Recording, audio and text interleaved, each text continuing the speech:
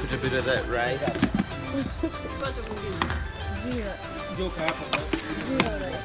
Yeah, jeera rice, huh? Oh, this is what they call jeera rice. Yeah, looks delicious. So next is Butter chicken.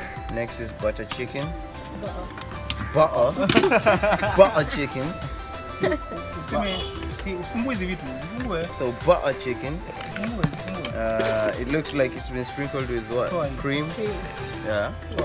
Man, it looks so delicious. I mean, it looks so scrumptious. Yeah. Scrumptious is the word. And then kachumbari. A mixture of cucumber, a mixture of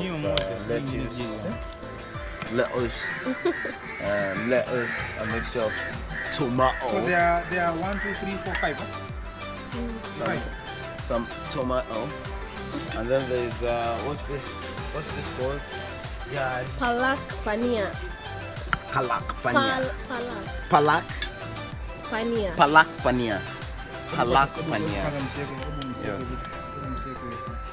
You learn new stuff every day, man. Yeah. You learn new stuff every day. Palak paneer. This is palak paneer. And then next, Naan. naan. Yes, naan. Yeah, with sprinkles of coriander. All right. All right. Nitaona vizuri. Utafunika mchele. Sprinkles za coriander zionekani. Haya, weka hapa kando hapa kando. Okay. That is a balanced diet.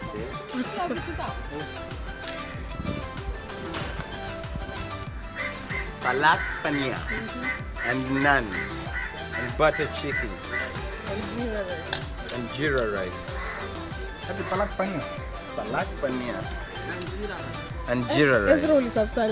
Man, this is looking good, man.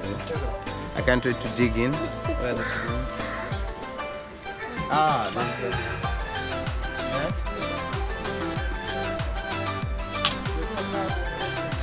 Yeah?